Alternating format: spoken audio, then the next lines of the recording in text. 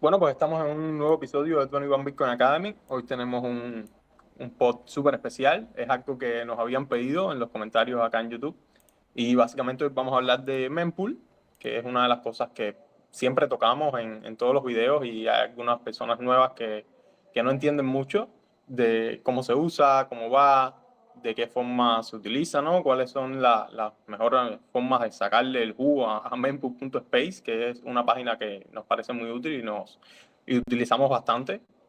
De todas formas, iremos viendo, ¿no?, lo que pasó primero con el precio esta semana y luego pues explicaremos todo el tema de mempool, el tema de los fees, las comisiones de transacción y las comisiones de los bloques, o sea, todo lo que sale en mempool, todo lo que podemos hacer. Daremos una pequeña explicación para las personas que recién entran a Bitcoin y sepan usar esta herramienta, que es básicamente lo primero que hay que aprender a la hora de usar Bitcoin, a la hora de hacer transacciones on-chain, etcétera. Entonces, Junior, dime, ¿qué te parece el pod que vamos a hacer hoy? Mira, honestamente estoy muy contento porque como tú dices, habían personas que estaban preguntando y querían saber cómo es esta herramienta de Mempool, ¿no? Y creo que Mempool se le puede sacar bastante jugo porque literalmente es como nuestra interfaz del nodo que podamos tener o de los nodos que están trabajando en la red de Bitcoin.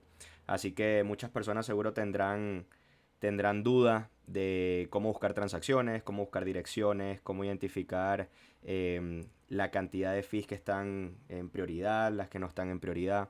Entonces va a estar bastante interesante. Me gusta estos espacios así porque muchas de las personas, a pesar de que es una herramienta que para los bitcoiners son muy comunes de uso, para las personas que están entrando en Bitcoin no tienen mucho conocimiento de esto y siempre es bueno como dar este espacio para que puedan ir practicando, ¿no? Pero bueno, primero vamos con el tema precio, ¿no? No sé si quieres comentar un poquito respecto al precio que hemos visto esta semana que pasó, que tuvimos máximos históricos. ¿Qué piensas al respecto? Esta semana que pasó tuvimos, primero superamos el máximo histórico anterior y tuvimos varios nuevos ATH, nos quedamos creo que por casi $112,000 por Bitcoin. Entonces fue una semana bastante entretenida, la verdad. Sí, de hecho, yo estaba echándole un ojo al video que subimos la semana pasada y cuando estábamos grabando, creo que estábamos grabando el precio de Bitcoin entre los $106,000 y yo creo que a los 2 días después sí, a vísperas del Bitcoin Pizza Day, que fue el jueves, vimos que estábamos ya pegando máximos históricos, superando 110, 111 y llegamos hasta los 112,000 con $100, algo así. En estos momentos nos encontramos en 109,000, que a pesar de que estamos viendo el precio en este punto, siento que es como que está reposando un poquito para poder seguir despegando, porque de verdad hay bastante demanda en el mercado, hay poca oferta, como saben, son 450 bitcoins que se dan eh, en oferta, ¿no? Y, y wow, es complicado seguir manteniendo estos precios o reteniendo el precio que se mantiene de Bitcoin ahorita en 109,000 cuando sabemos que tenemos ballenas o gente muy poderosa económicamente comprando el activo más escaso del mundo. Pero bueno, ¿qué piensas tú al respecto de esto? ¿Crees que sigamos marcando o explorando nuevos precios o crees que Bitcoin se mantenga un poquito más tranquilo con el pasar de la semana? Bueno, hay una ballena apalancada con varios millones de dólares, que no recuerdo ahora bien dónde era que lo liquidaban, pero básicamente la mayoría de las personas sí están creyendo que mínimamente nos vamos a 120,000 este ciclo.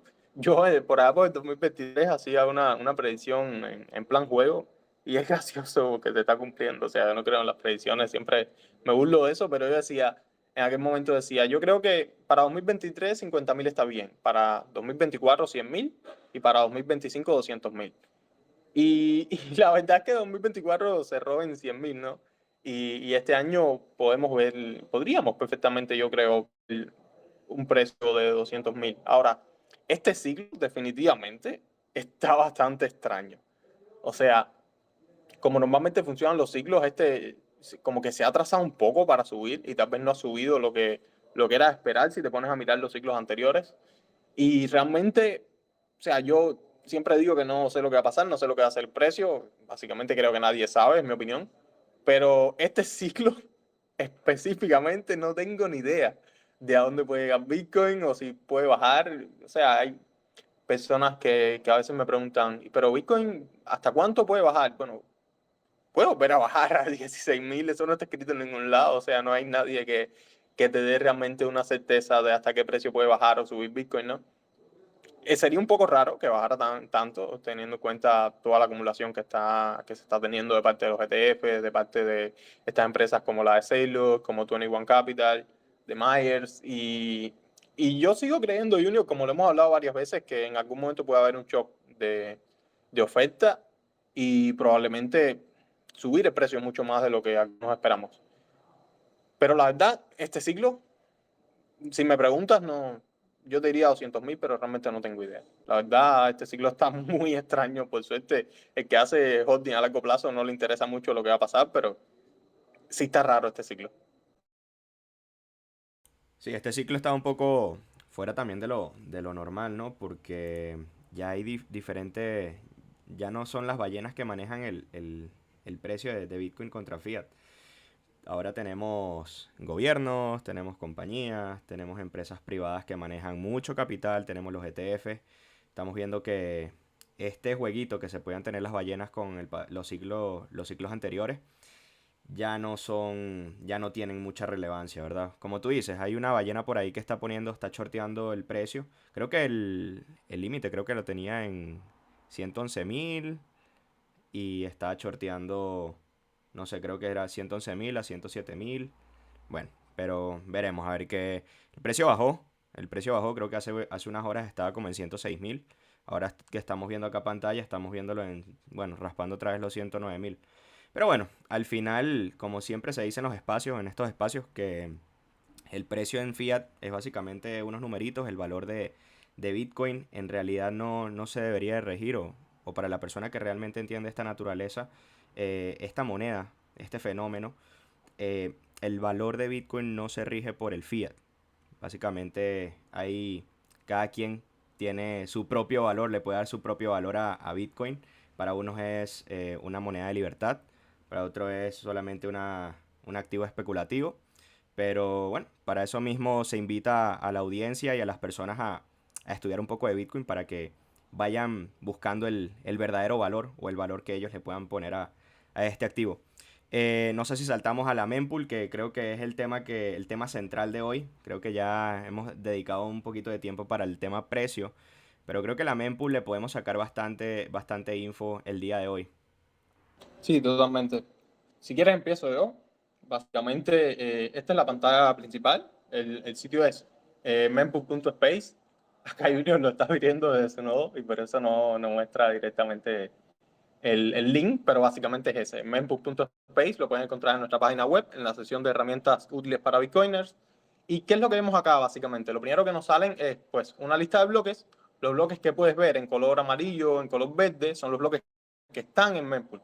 ¿Qué cosa es la mempool en Bitcoin? Pues básicamente ahí se encuentran todas las transacciones que están siendo revisadas por los nodos que están, o sea, cada nodo tiene su propia mempool y básicamente las transacciones que se emiten, que se retransmiten entre los nodos, están ahí, están en esta mempool de cada uno de los nodos. Esta que muestra mempool.space es básicamente la suya, y entonces están pendientes a ser confirmadas. Todas esas transacciones están pendientes a que los mineros las tomen, armen su bloque y le incluyan en su próximo bloque que viene. Entonces, lo que vemos ahí esto es una de las señales básicamente que nos puede servir mucho a la hora de calcular fees. ¿Cómo está la mempool? Hay muchas transacciones en mempool. ¿Cuánto se está pagando en promedio por la mempool? ¿Cuántos bloques aproximados quedan por minarse? En este caso, por ejemplo, vemos que la mempool está sumamente pequeña. Un bloque y un poco más es lo que hay por minarse. Entonces, el bloque que está más alejado de la línea que divide la mempool de los bloques ya minados tiene una tasa de un sat por bytes y el otro tiene entre 1 y 61. ¿Qué pasa? Normalmente es más fácil. Lo que pasa es que con todo el tema de los ordinals y las inscripciones que se están haciendo, pues ves de 1 a 61 y dices, bueno, pero esto no tiene sentido, porque alguien pagaría 60 sat por bytes si básicamente a un sat por byte. De mempool es bastante importante y a mí siempre me gusta dar como analogías con respecto a estos temas. ¿Por qué? porque a veces nos envolvemos mucho en el tema del tecnicismo con ciertas herramientas en Bitcoin y yo trato como de buscarle la parte más sencilla para este tipo de herramientas. Y yo siempre le digo a las personas cuando estamos hablando del tema de mempool. A ver, este mempool.space es básicamente una página donde podemos nosotros, eh, para poder ver las transacciones como está diciendo Quique, para poder ver también el ajuste de dificultad, diferentes factores podemos ver por acá, podemos determinar el tema de quién minó el último bloque y toda esta cuestión, ¿no? Pero bueno, en la parte de analogía, a mí siempre me gusta como que las personas imaginen la mempool como si fuera una autopista llena de carros. Y estas autopistas se traducen a transacciones. ¿Qué hacemos? Estos carros que están en la autopista están esperando llegar a su destino, normal, sea el trabajo, sea la casa. Y básicamente cuando estas transacciones o estos carros que están en la autopista llegan al destino, básicamente es porque ya están siendo confirmadas por la mempool, ¿verdad? Esto es básicamente como un mapa que te muestra el tráfico en la autopista, las tarifas que pagan los conductores y cómo está funcionando todo. Es como bueno, básicamente importante, es una herramienta gratuita, es fácil de usar y es perfecta tanto para principiantes como muchos que podemos estar acá dentro del espacio de 21 Bitcoin Academy, como para expertos que también nos ayudan al momento de querer abrir canales en Lightning, como lo hablamos en el episodio anterior. También en el tema de ver si vamos a consolidar UXOs o transacciones pequeñas que tenemos en diferentes billeteras. También si queremos entrar en el próximo bloque, podemos agarrar de una vez y saltar a ver la tasa de transacción que se esté manejando ahorita. Como lo está diciendo Quique, ¿no? Ahorita estamos tranquilos, ahorita estamos con la marea súper baja, pero hay bloques en donde se pagan un poquito más por el mismo tema de lo que se ha debatido en las últimas semanas, el tema de qué es spam y qué no es spam. Actualmente, pues, estos spams que se han presentado, que para unos son spams, pero para otros no, han ayudado a rellenar estos bloques para los mineros, para que los mineros tengan como aparte del subsidio, esa comisión, ¿no? Y esto es lo que nos brinda o nos ayuda Mempool a identificar. Entonces, yo siempre, bueno, hoy vamos a hablar de varios temas en el punto de Mempool, como el tema de fees, como lo estamos hablando ahorita, el tema de transacciones y direcciones, que es importante. La parte superior derecha de arriba, donde tenemos la tabla esta que estoy señalando, que dice explora todo el ecosistema de Bitcoin, esa básicamente va a ser de mucha ayuda, va a ser como nuestro Google dentro de la mempool de Bitcoin, en donde vamos a poder rastrear número de bloques, transacciones, billeteras, todo este tipo de informaciones la vamos a poder rastrear mediante esta tabla de búsqueda. Entonces, importante que lo tengan presente. Sí, y una de las cosas importantes también, Junior, es que deslizando, no solo por la búsqueda, también deslizándose hacia la derecha, deslizando los bloques azules hacia la derecha, pueden ir viendo todos los bloques, también básicamente pueden revisar las transacciones que tienen. Si tocan un bloque, pueden revisar todas las transacciones que contiene ese bloque, quién las efectuó, etcétera. Y entonces es una de las cosas interesantes también que tiene Mempool, ¿no? Que tú puedes ir revisando todos los bloques. Si el bloque que quieres buscar está muy alejado, pues es recomendable que no lo busques así y que lo escribas directamente. El número de bloque que estás buscando lo puedes escribir directamente en el buscador y te mandará directamente ese bloque. Por ejemplo, si escribes el número 0, te enviará el bloque Génesis, puedes ver la primera transacción que hizo Satoshi, el mensaje que nos dejó, etcétera. Entonces, otra de las cosas relevantes acá en Mempool, cuando vamos a la página principal, básicamente, y vamos bajando, es que ya Mempool, para no complicarte mucho la vida, lo que hace es como ofrecerte una tasa de Bytes, una tasa específica que ya ellos te preconfiguran, básicamente. Y te dicen cuál es la prioridad baja, la prioridad media, la prioridad alta que están teniendo las transacciones. Si quieres, regresa, Junior, a la página principal para ir explicando las diferentes sesiones más para abajo y ya luego vamos a cada bloque, vamos a cada transacción, etc. Ajá, entonces, como te decía, ahora mismo pueden revisar ahí, ¿no? Y está la tasa de support bytes por un lado y Mempool.space te enseña el bloque que él está construyendo y que cree que debería ser el próximo bloque, ¿no? Las transacciones que tienes, puedes revisarlas, etc. Luego te enseña básicamente pues el tiempo que faltaría, ¿no? Para el próximo ajuste de dificultad. Y si quieres, explica mejor tú esta parte, Junior, que eres el experto en minería. Bueno, este es uno de los temas que más me gusta y bueno, exacto, como tú dices. Es algo que sigo mucho, mucho de cerca por el tema de las ganancias que pueden tener los mineros o mis mineros en cada ajuste de dificultad. Para las personas que no saben, un ajuste de dificultad en la red de Bitcoin se da cada 2016 bloques. Se puede dar de manera positiva, que de manera positiva el ajuste es que incrementa, positiva para la red, tal vez un poquito negativa para los mineros, porque los mineros se tienen que esforzar más para poder obtener sus recompensas, ¿no? O para poder obtener la solución a ese bloque que se da cada 10 minutos aproximadamente. Por ejemplo, estamos viendo ahorita en la pantalla que tenemos el ajuste de dificultad que ellos lo calculan en días. A mí me gusta calcularlo mucho mejor en bloques, porque así se maneja en la mempool de Bitcoin, todo se maneja con tiempo en bloques. Y el previo fue un ajuste de dificultad positivo para la red de 2,13%. ¿Qué significa esto? Bueno, la mempool nos informa o nos ayuda a darnos cuenta de que están entrando mucho más jugadores a meter poder computacional a la red. Lo que hace la red más robusta, más difícil de hackear, más competitiva. Pero cuando se da un ajuste de dificultad en negativo, es porque seguramente hay mineros que salen. Por ejemplo, un ajuste de dificultad significativo fue cuando hubo el baneo en China, que el hash rate bajó significativamente. Y se dio el momento del ajuste de dificultad después de los 2016 bloques. Vimos que se desplomó un poco.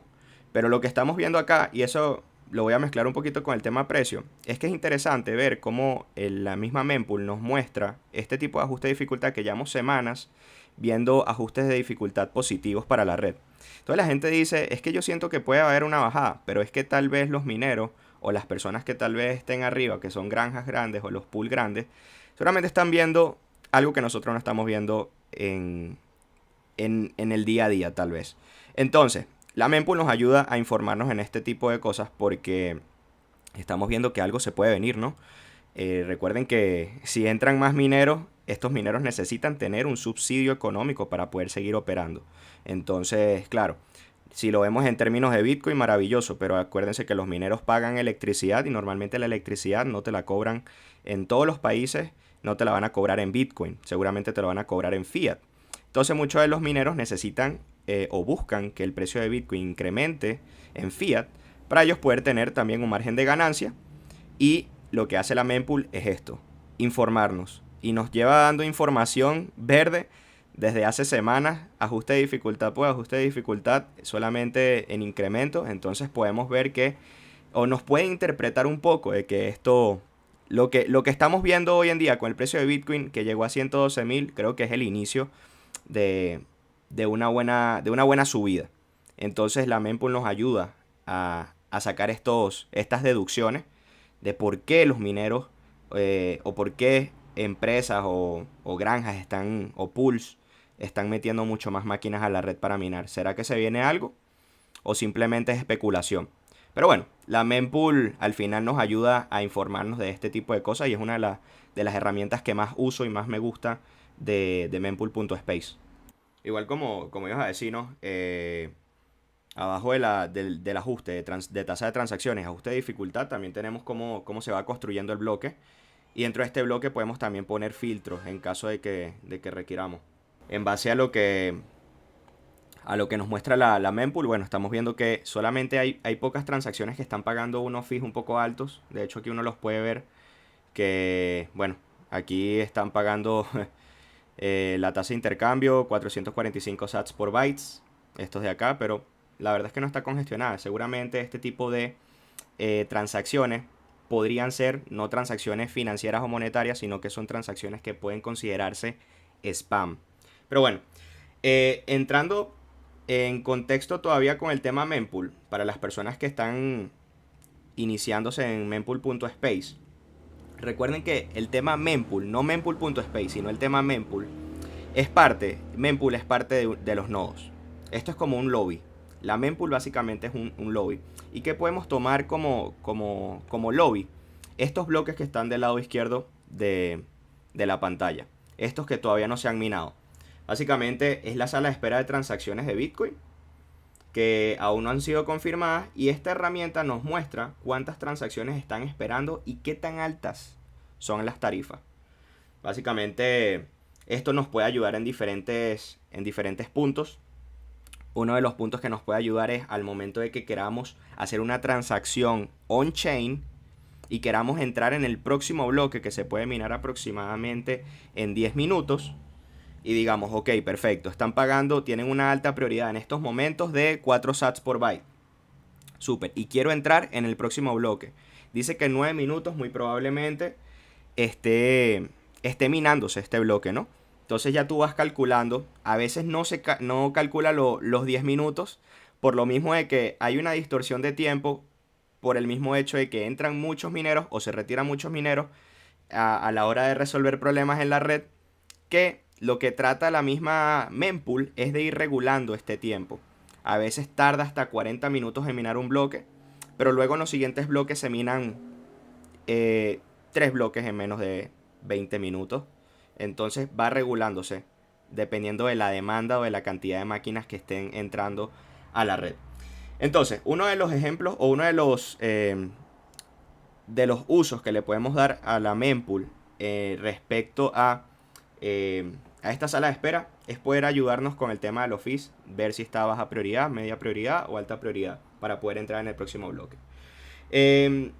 La segunda herramienta que podría yo darle uso dentro de la mempool es el explorador de bloques.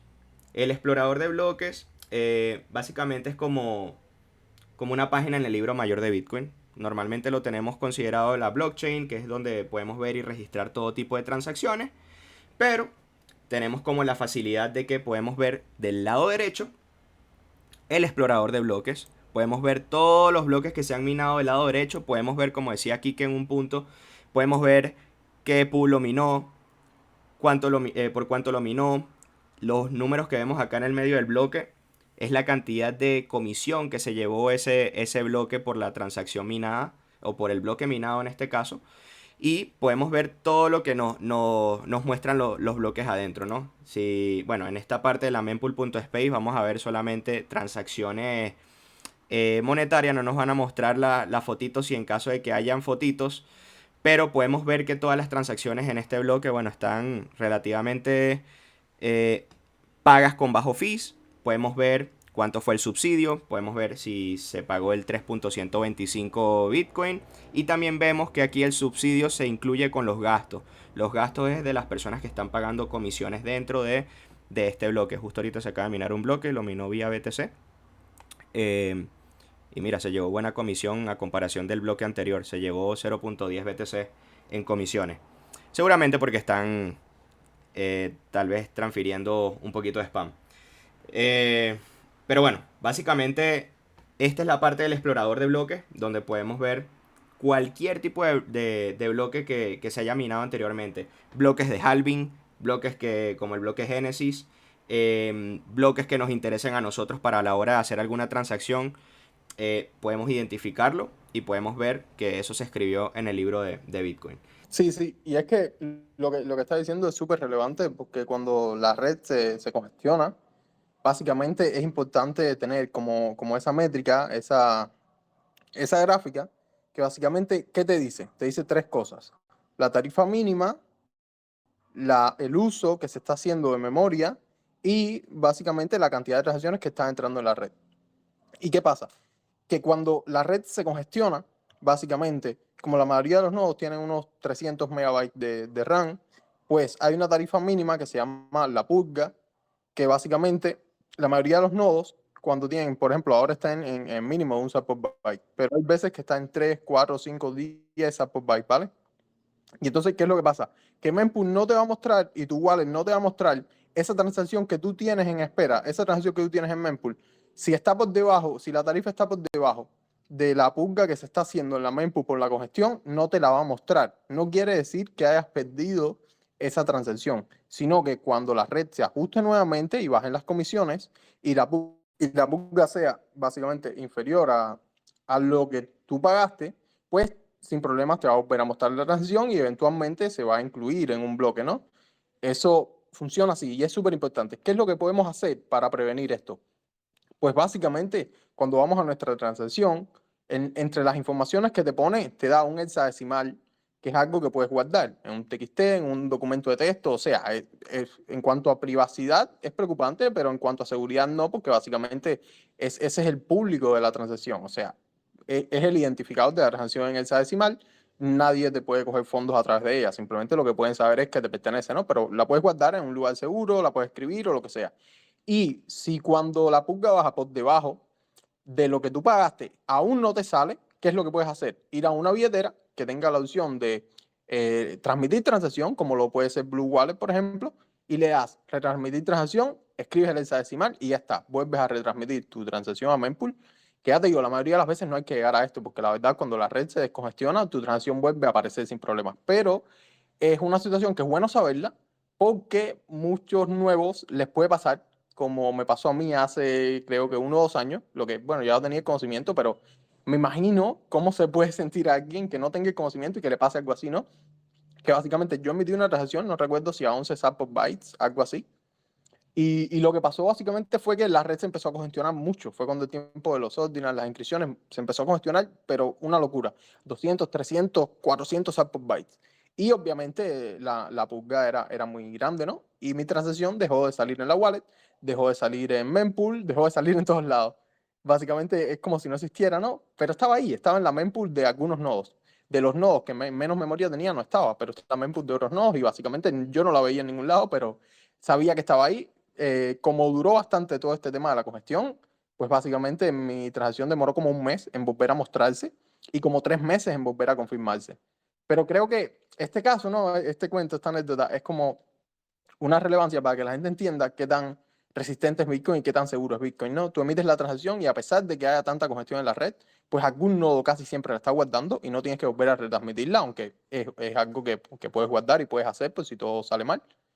Y básicamente, cuando se empieza nuevamente a descongestionar la red y la tarifa media llegó a 11 sats por bytes, pues simplemente mi transacción se confirmó y está, sin problemas. Lo que bueno, tuve que esperar. Igual hay protecciones contra esto que podemos tocar en otros space, como es el refund by fee, el chip pay for parents, o sea, hay diferentes formas de aumentar la tarifa de una transacción para que tenga prioridad.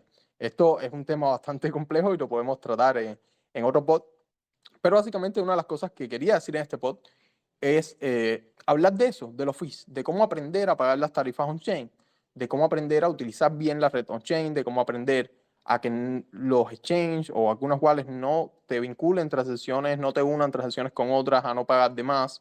Y básicamente cuando tú vas a emitir una transacción, la mayoría de las billeteras, las buenas billeteras, te hacen un estimado de cuál es la tarifa baja, la tarifa media, según el orden de prioridad, etcétera. Pero nosotros podemos casi siempre podemos editar esta tarifa y podemos escoger una que nos convenga. ¿Y de qué forma nosotros sabemos cuál es la tarifa que nos convenga? Pues básicamente vamos a mempool.space, vemos cómo está la red, vemos cómo está la mempool, vemos cuáles son las tarifas que recomiendan mempool.space y en base a eso podemos establecer una tarifa óptima. Si vemos, por ejemplo, que en la mempool hay 3, 4, 5 bloques o menos por ser minado, pues podemos establecer sin problemas una tarifa media o incluso un poquito más de la tarifa mínima. Si la tarifa mínima está en 1 o 2 sats por byte, podemos establecer 1,5, 2,5 o 3 si queremos tener aún más prioridad, ¿no? Ahora, si vemos que la mempool está congestionada y hay muchos bloques en espera, bueno, pues o podemos esperar en otra ocasión para hacer esta transacción, o podemos intentar utilizar Lightning o una Live como Rostock, o básicamente podemos pagar la prioridad, aunque no sea más cara, o pagar una tarifa media y esperar a que se vuelva a descongestionar la red. Ahora, hay una situación muy específica que por eso es que siempre recomiendo antes de hacer una transacción revisar cómo está mempool.space, porque a veces mempool y la mayoría de las wallets nos establecen una tarifa alta, por ejemplo, de 20, 30 sats por bytes, y realmente lo que hay son 2 o 3 bloques nada más en mempool. ¿Y por qué nos establece entonces esa tarifa? ¿Por qué? Porque la gente está poniendo imágenes ordinals y tal en la red, están pagando una tarifa muy elevada y básicamente el promedio que saca mempool.space y la mayoría de las wallets te lo dan elevado porque sacan un promedio de las tarifas que se están pagando, ¿no? Y toman estas tarifas demasiado elevadas que pagan estas personas. Pero si te vas a la mempool, ves que hay 4 o 5 bloques y tú dices, bueno, me están pidiendo tarifa de 20 sats por bytes como tarifa media, pero no tiene lógica porque hay solo 4 o 5 bloques acá de transacciones. Entonces, en una hora aproximadamente se debería descongestionar un poco la red. Entonces, tal vez poniendo 10 o 5 sats por bytes, mi transacción demora un poco más, pero si no tienes urgencia, probablemente baje la congestión y tu transacción sea confirmada en 1, 2, 3 horas o tal vez por la madrugada, que es cuando se suele utilizar un poco menos. Entonces es más bien un arte, es más un arte que una ciencia, pero poco a poco y cuando vayas haciendo transacciones y poco a poco con conocimiento te vas a dar cuenta de que es relativamente bastante sencillo. Y si ves que la red se empieza a congestionar luego que estableciste la transacción, ya digo, hay formas de establecer una tarifa más alta, pero básicamente no te tienes que ver loco con eso, no tienes que tener más pensamientos ni pensar que tu transacción se va a quedar estancada por siempre o que no se va a efectuar. No, o sea, puede demorar un poco, pero ya está, no es nada del otro mundo, no hay por qué alarmarse. Entonces, también quería hablar, Junior, de básicamente lo que hay que tener en cuenta para explicarle a las personas, sobre todo a los nuevos, cómo se calculan los fees en transacción, porque es algo que suena un poco abstracto, un poco técnico, pero realmente no lo es tanto. La verdad es que, y teniendo esos básicos, puedes entender perfectamente cómo funciona esto, ¿no? Y es que básicamente la blockchain de Bitcoin o la mempool también es un espacio de almacenamiento. En la mempool están las transacciones, en la blockchain están las que ya están confirmadas y básicamente lo que tú pagas es el espacio, ¿ok? Y entonces lo que ocurre es que cada 10 minutos se subasta ese espacio. Hay 4 megas, chicos. Acá vamos a incluir 4 megas de transacciones. Las transacciones que más paguen son las que obviamente tienen más prioridad y son las que vamos a tomar porque son las que más pagan. Así es como suelen actuar los mineros. Y entonces, básicamente hay dos cosas relevantes acá: el espacio o el tamaño que tenga tu transacción y la tasa de sat por bytes que se esté dando en ese momento según la oferta y la demanda, por entrar en ese espacio del próximo bloque que se mina aproximadamente cada 10 minutos. Veámoslo por partes, porque ambas cuentan. Por un lado, tenemos el espacio que básicamente tenga tu transacción, el espacio que ocupe en bytes, en kilobytes o en megas, una transacción muy grande que incluye una foto, un JPG o lo que sea, si se te da eso y te gusta esas cosas. Entonces, básicamente, aquí lo que hay que tener en cuenta, si estamos hablando de transacciones exclusivamente monetarias, son los UTXO o UTXOs. ¿Qué son estos? Pues son las siglas de un Pending Transaction Output, o sea, una salida de transacción no gastada, que son básicamente los bitcoins que tú has recibido y no has gastado. Entonces, cuando tú vas a hacer una transacción, si no te alcanza, o sea, si tú recibiste 0,1 bitcoin, eso es un uso. Pero si tú recibiste dos veces diferentes 0,5 y luego 0,5, suman un bitcoin, pero son dos usos, porque lo recibiste en dos ocasiones distintas, ¿vale? Aunque lo hayas recibido en la misma dirección. Cada vez que tú recibes bitcoin, haces un uso. Entonces, básicamente no es lo mismo gastar un Bitcoin que has recibido una sola vez que gastar un Bitcoin que has recibido dos veces en 0,5 y 0,5 veces separadas. O 10 veces en 0,1, 0,1, 0,1, así 10 veces suman un Bitcoin, sí, pero son 10 usos. Entonces, esa transacción que tiene 10 usos va a pesar, va a tener mucho más peso en kilobytes. Bueno, en este caso en bytes, creo que no llega a kilobytes, pero va a tener mucho más peso que una transacción que tiene un solo uso, que recibiste una sola vez. Por eso es que se recomienda que cuando se acumula en Lightning y luego se pasa a on-chain, pues intenten pasar una cantidad lo más grande posible para que no acumulen usos pequeños. Porque, por ejemplo, si tú tienes un Bitcoin y quieres gastar 0,1 y ese Bitcoin lo recibiste en un uso entero, cuando gastes ese 0,1 se va a gastar de un solo uso, va a ser básicamente una transacción con un espacio, un tamaño súper pequeño, te va a salir súper barata si pagas una buena tasa de support bytes y luego te va a dar devuelto un uso de 0,9 aproximadamente, luego de pagar comisiones, que va a ser uno solo también y puedes seguir gastando de ese mismo uso, ¿vale? Y va a ser lo más barato posible. Sin embargo, si tú recibes de $10 en $10 y sumas un Bitcoin recibiendo de $10 y quieres gastar ese Bitcoin completo, la comisión que vas a pagar va a ser una locura. Porque van a ser demasiados usos, demasiados y tu transacción va a aumentar mucho su tamaño. Y recuerden que lo que estamos pagando es ese tamaño. Entonces, por un lado eso, que es súper importante, ¿cuánto pesa tu transacción? Trata de acumular usos grandes para que después no tengas que consolidar, para que después no tengas que unirlos, para que después no tengas que usar varios usos para hacer una transacción. Y lo segundo es la tasa de sat por bytes. Básicamente es lo que venimos explicando hasta ahora. Depende de la red, depende de la congestión. Tú puedes tener una transacción sumamente pequeña de un solo uso, que si pagas una tasa de support byte excesiva de 500, 1000 sats, tu transacción va a ser cara igual. Entonces, son los dos aspectos los que hay que tener en cuenta. No es uno solo. Un solo aspecto no te salva de pagar altos fees. Ambos tenemos que tener en cuenta. ¿Por qué? Porque básicamente lo que se ve cuando hablamos de comisiones de transacción es, bueno, esta transacción pagó 2000 sats. ¿Qué puede significar eso? Pues básicamente que se multiplicó su peso por la tasa de sats por bytes. Digamos que tú tienes una transacción de 100 bytes, ¿vale? Una extremadamente pequeña de 100 bytes. Y pagaste una tasa de 2 sats por bytes. Cuando multiplicas 100 por 2, básicamente son 200 sats. Lo que tienes que pagar de comisión. Ya está, ¿no? Es tan sencillo como eso. El peso de la transacción multiplicado por la tasa de sats por bytes. Pero digamos que tienes una transacción de 1000 kilobytes. O sea, de 1000 kilobytes no, de 1000 bytes o 1 kilobyte, que serían bytes. Y pagas una comisión de 2 sats por bytes. Ya no son 200, ya serían 1000. O sea, ya serían 2000. Entonces ya esa transacción te salió mucho más cara porque ocupó más peso. Pero pongamos otro ejemplo, una transacción extremadamente pequeña igual, de 100 bytes. Pero pagaste una tasa de sats por bytes de 200 sats por bytes. Cuando multiplicas, pues ya van a ser mucho más. Van a ser 20.000 sats lo que vas a pagar de comisión. Entonces, resumiendo, tienes que tratar de acumular usos grandes on-chain, tienes que tratar de utilizar la red cuando esté en un momento de comisiones bajas. ¿Cuáles son las comisiones estándares? La mínima es un sat por byte, pero yo considero que 2, 3, 4, hasta 10 sats por bytes puede ser una muy buena tasa a pagar para hacer una transacción. Mientras mantengas los usos grandes y no utilices y no consolides, pues rara vez te va a costar más de $1,5 o $2 por transacción. Ahora que estabas diciendo lo del tema de consolidación, estaría bueno como que en algún punto hablemos o profundicemos el tema de Uxos para las personas que están acá en la comunidad, porque al final esto también va muy de la mano, como comentas tú, con Mempool, ¿no? Es muy normal y es muy recomendable que al momento en que tú haces transacciones, no sé, haces DCA y compras Bitcoin con diferentes montos, pero eres una persona que, no sé, compras de a $10, entonces tienes un montón de transacciones, llega un punto en donde tienes que consolidar eso. Y uno de los factores y una de las herramientas que más se usa, como lo decía Quique, es la tasa de transacción en la mempool, porque esta va a ser nuestra guía para poder ver si se nos es útil consolidar cuando hay bajos costos de transacción, porque si hay altos costos es muy probable que esta consolidación nos salga bastante alta.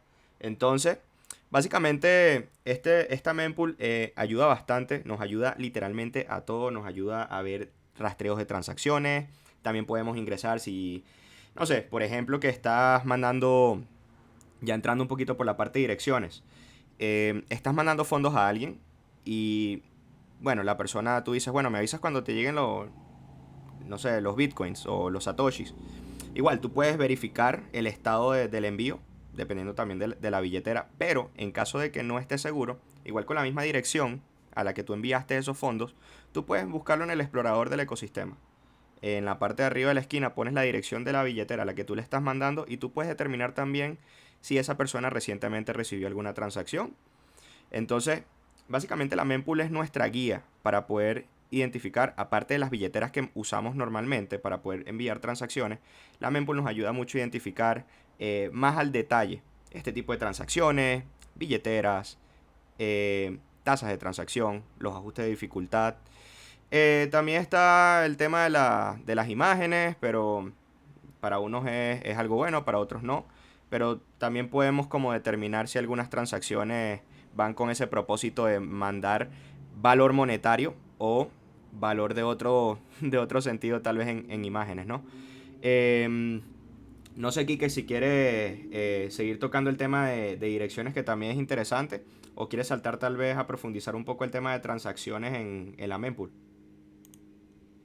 No sabes, lo que quisiera hacer es básicamente darle al usuario para que vea visualmente las tres cosas principales que podemos hacer en Mempool. Si quieres, te propongo primero, por ejemplo, ir a un bloque específico luego ir a una transacción específica y luego ir a una dirección específica. Básicamente lo que nosotros podemos hacer en la barra de búsqueda de mempool es ir a un bloque, ir a una transacción o ir a una dirección. Entonces, si quieres, vamos viendo por pedazos. Primero abres un bloque, vemos la información que muestra, se la explicamos al usuario. Luego abres una transacción, igual hacemos la explicación y luego abres una dirección, igual hacemos la explicación. Me parecería genial para que quedara bastante en detalle. Excelente, buenísimo. De hecho, estoy seleccionando acá en pantalla el bloque más reciente que se acaba de minar hace un minuto por parte de Vía BTC. Y como pueden ver acá en pantalla, podemos ver todas las transacciones que están dentro de este bloque, ¿verdad? Todas las transacciones. Vemos también qué tipo de características tiene esta transacción. Vemos cuánto se pagó por esa transacción en la tasa. Vemos que esta que estoy seleccionando ahorita, esta persona pagó 322 satoshis para poder entrar en el bloque. Y envió 110.000 satoshis, 110.422 satoshis a una dirección, ¿verdad? Y por el lado izquierdo podemos ver también el hash del bloque, el tiempo, el timestamp en la que se minó, que vemos acá que fue hace 2 minutos. También vemos que el tamaño del bloque, ¿no?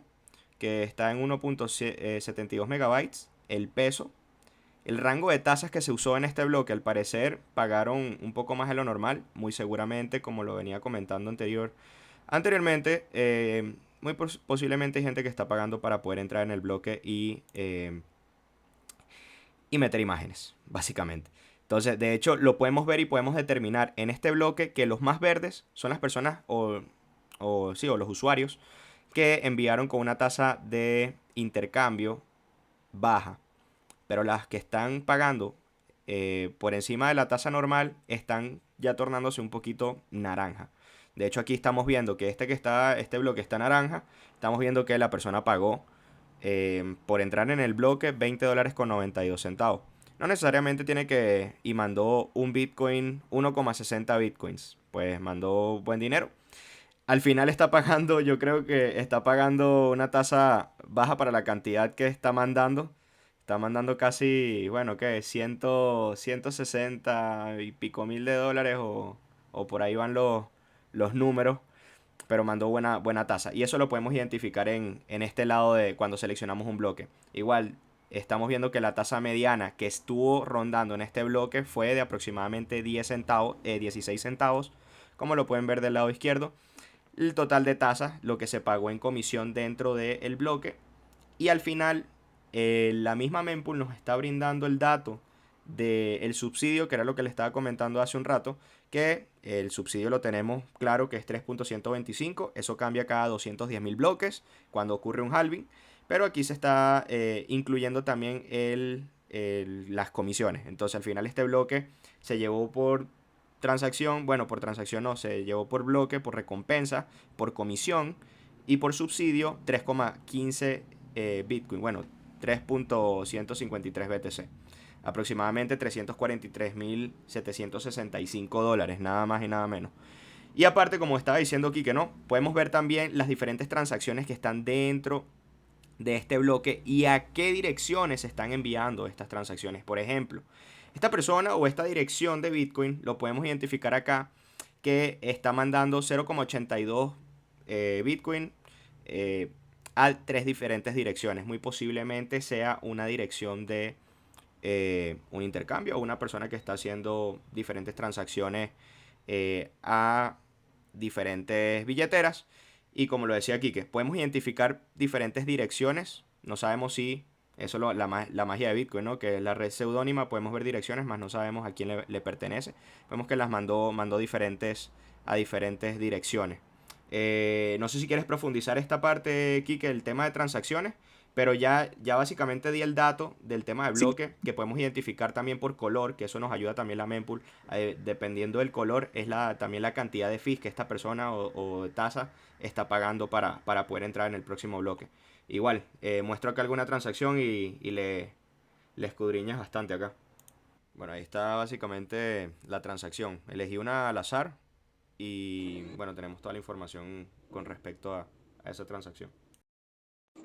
escogiste una buena, ¿eh? Ay, básicamente esto vendría a ser una consolidación.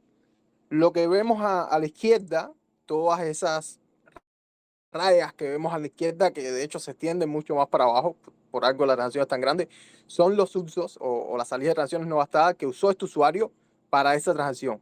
Cada una de esas es una dirección de Bitcoin, que puede ser la misma, puede ser distinta, que básicamente unieron las monedas que tenían para una salida luego.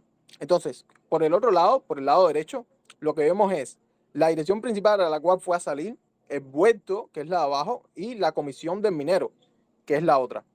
Entonces, por ejemplo, hay una pregunta que casi siempre me hacen las personas, que es, bueno, ¿cómo yo puedo seguir una transacción para ver hasta dónde llega, para ver hasta dónde gasta, para ver qué es lo que hace, básicamente? Entonces, simplemente, si quieres ir hacia atrás, vas a la parte izquierda y seleccionas cualquiera de esos usos para ver de qué dirección viene y por tanto esa dirección de dónde viene. Cuando sigues totalmente hacia atrás, básicamente te vas a encontrar la primera transacción, que es una transacción de recompensa de bloque. O sea, todas las transacciones de Bitcoin, todas las direcciones de Bitcoin, al final vienen de un dinero que se minó en un bloque y se llevó esas direcciones. Todas, totalmente. Ahora, si quieres ir hacia adelante, tienes que tocar básicamente pues la dirección a la cual se envió esto. Recuerda que también está el fee del minero, que básicamente fue quien cobró por minar esa comisión. Pero en este caso, este uso grande es básicamente esa dirección. Si quieres, tócalo de Union para que el usuario vea que nos envía a otra transacción o a una dirección también. Me manda igual a Si quieres, selecciona la dirección de abajo, si quieres. En vez de seleccionarla Bueno, en me el la está gráfico, enseñando selecciona acá. la abajo, ¿no? Sí, acá está. Sí, bueno, aquí ya muestra. Y mira, esta persona tiene 18.355.000 dólares en la billetera de saldo confirmado. Ya ahí va cargando poco a poco, ¿no? Pero bueno, ahí está. Ahí está la información. No, un poquito nada más, la verdad. No, no Ah, tanto, ¿no? 168 bitcoins ahí guardados, hecho el loco. Interesante.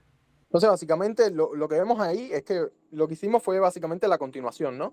De esta consolidación grande que vimos. Bueno, si es que es una consolidación, puede ser también básicamente algo relacionado con los ordinals y todo eso, ya que era 0,2 Bitcoin o 0,02 Bitcoin lo que consolidó al final. Pero básicamente eso es lo que vemos, ¿no? Y ahora, cuando ya estamos en la dirección, podemos ver todas las transacciones entrantes, todas las transacciones salientes, todo lo que ha hecho esa dirección. Y podemos seguir igual, hacia atrás o hacia adelante.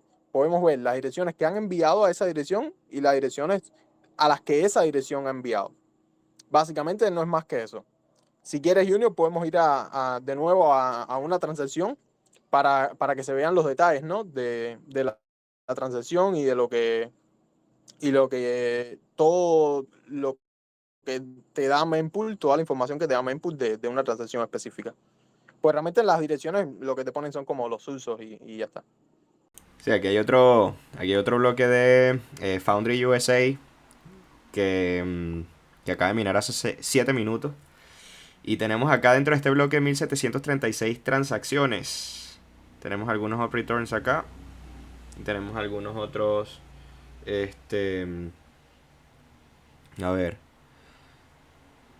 O sea, en esta transacción podemos ver básicamente lo que es un uso pequeño. O sea, lo que es gastar de un solo uso, que básicamente no ocupa casi espacio. Como pueden ver, tiene una entrada, que es un uso que tenía esa cantidad de Bitcoin, y tiene dos salidas. Probablemente una de ellas sea un huerto. Entonces, ¿cuáles son los detalles que nos dan? Principalmente las características de la transacción. Si usa SegWit, si usa Taproot, si usa Respond by Fee, eso nos dice si la transacción puede, en caso de atascarse, aumentar la tarifa, nos dice qué protocolo o qué bit de Bitcoin está utilizando, en este caso SegWit. También nos dice la tasa que pagó de Support Bytes, que de hecho fue bastante poca, por eso es que le digo que importa mucho si utilizan un solo uso o utilizan varios. O sea, básicamente pagó 153 sats, que fueron unos 17 centavos, y la tasa de intercambio que utilizó fue un sat por bytes, la tasa mínima prácticamente. Si quieres sigue bajando Junior, ahí debería darnos más detalles. Entonces, hay dos formas básicamente de seguir la relación. Está el diagrama de flujo, donde básicamente podemos tocar cada una de esas entradas y salidas en una dirección, o está la parte de abajo que dice entradas y salidas, donde directamente te ponen el link de la entrada y en este caso de las dos salidas.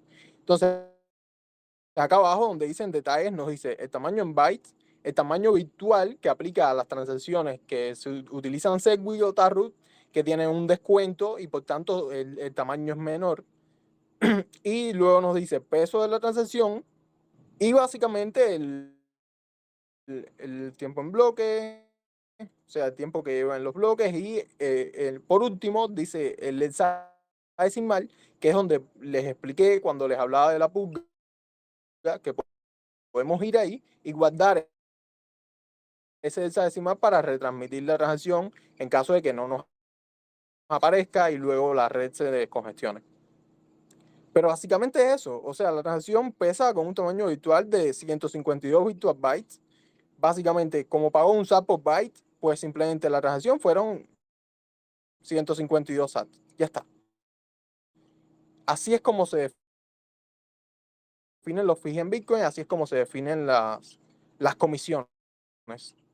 Yo creo que poco más, ¿eh? Mempool, o sea, podemos ver las demás cosas como los canales Lightning, la liquidez, los mineros, cuáles son los que más están minando bloques, las mejores pools que más resultados están teniendo, pero realmente eso para el usuario como tal, que lo que quiere es hacer transacciones, calcular fees, revisar su transacción, revisar los bloques, cosas así, y investigar y quedarse hipnotizado con mempool.space.